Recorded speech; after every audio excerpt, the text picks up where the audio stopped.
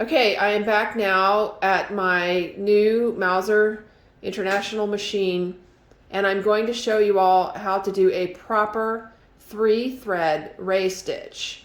The 2-thread raised stitch, which I posted another video, I guess is technically not the proper raised stitch. Although it works and it gives you a nice stitch and it's easy to do, it's not the proper way. So I'm going to show you how to do the raised stitch the proper way now. So let me move in here a little bit and show you what I've done.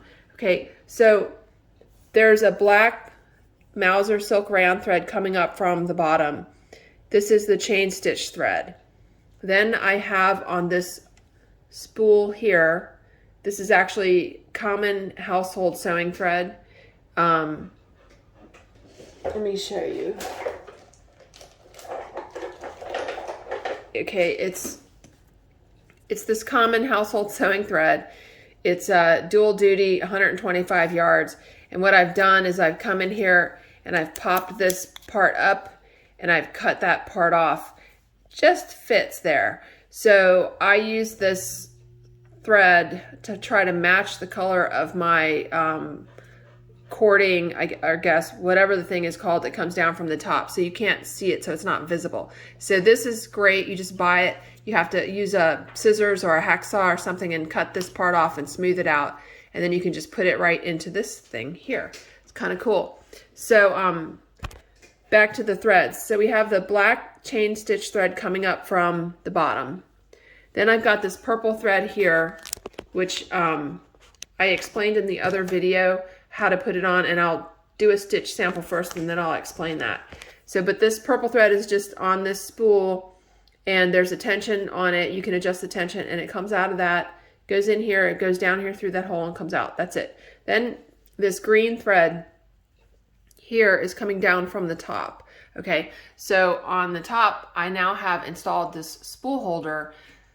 Don't mind the barbecue skewer. I just stuck this spool on here and it has a small diameter, so I'm using this wood barbecue skewer. So it comes off of this spool and it goes through this tension device, which is pretty much the same as the tension device underneath the machine, except this one has a hole in the shaft that the thread passes through, actually, so it goes into the discs and then it passes through the shaft that the screw is on, and it comes out the bottom and it goes into my needle bar. And then you have a long threading wire, you fish it down the needle bar and it comes out the bottom here. So you can see on these machines the needle bar is hollow and it actually comes out the bottom of the needle bar and then it goes through the nipple and then out the bottom, and it gets caught with the purple thread is wrapping around the green thread, and then the purple thread is also wrapping around the black chain stitch. And this is not the correct nipple for this green thread. This nipple is like way oversized. So that's the nipple that you can use to do the really thick furry chenille yarn, but it works for this too. So I was too lazy to take it out for something smaller, so we're gonna go with that. So what happens is the black thread is making your regular chain stitch, and every time the needle comes up to make the next stitch, this purple one wraps around it and then also captures the green thread coming down from the top. And it happens every stitch. This machine, this Mauzer machine, is a copy of like a Cornelli L. So it wraps, sorry, my finger's in the way.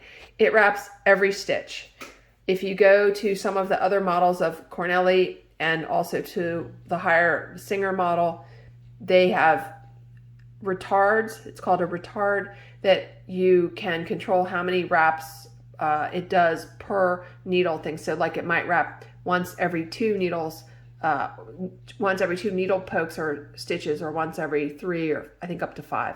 But anyway, this one right now, it just does it every 1. So I'm gonna just demonstrate how this works. And the top part, it rotates with the handle under the table if you're using something flat like tape. So let me put you into the holder and I will show you how this works. Okay, so hopefully you can see this. My machine is pointing towards me, and I'm going to put my I'm using one sheet of cutaway stabilizer. So I'm gonna kind of just hold the thread tails with my left hand to get started. So I'm gonna start going around, and you can see that this, I'm just turning the wheel by hand.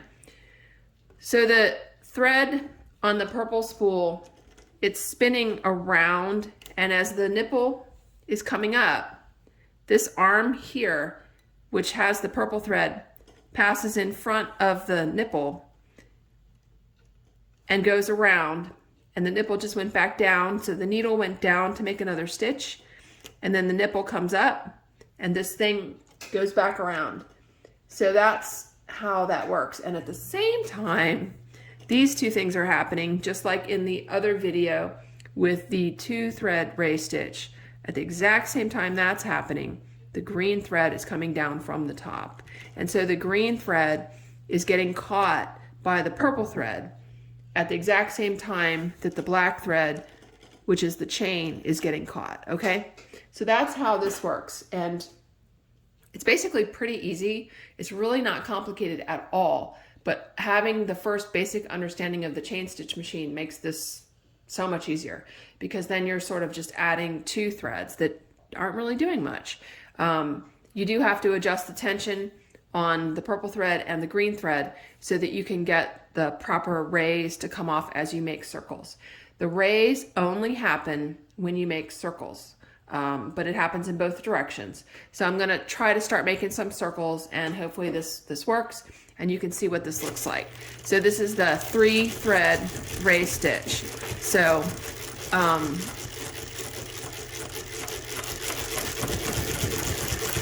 so when you use the 3 threads, you get a much longer ray, because, I don't know, I guess this is how it's supposed to go, how it's supposed to be done.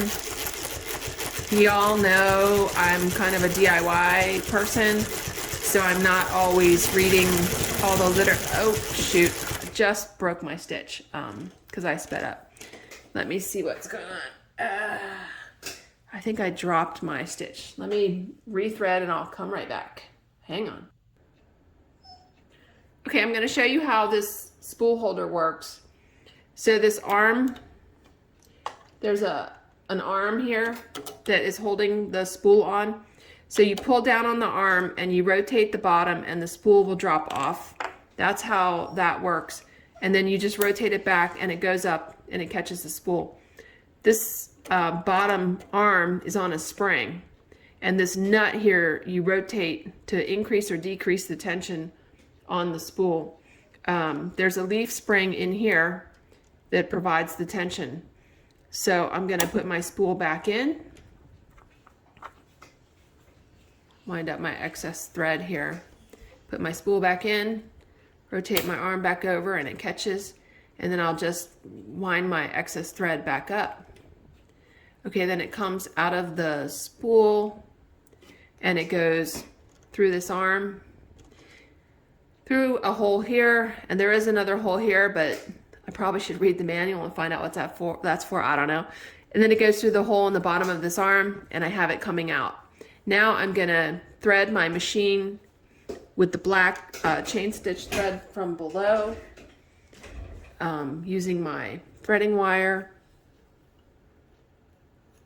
Okay, and then I turn my handle to 9. I'm holding on to my thread, turn it over one time. I'm using my fancy paperclip hook knife. I'm gonna pull the thread out that was caught with the needle. Okay, and now I'm gonna get that off my needle. I'm just gonna break it and get it off my needle. Okay, so now I have the 3 threads ready to go and do some raised stitch. I'm gonna just trim this black one, it's kind of long. Okay, so I got my test fabric back. Okay, now, okay, so now I'm gonna start doing some circles So you don't get the ray stitch unless you're doing circles. Otherwise, there's no like spikes to happen. So this is the proper 3-thread ray stitch.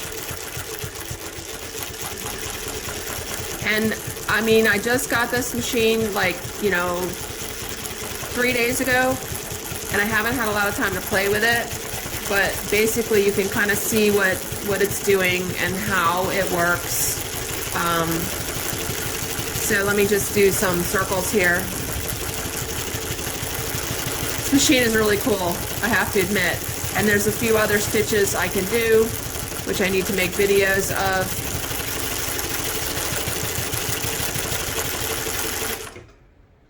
So there we go. Zoom you in here so you can see that. Oops, too far.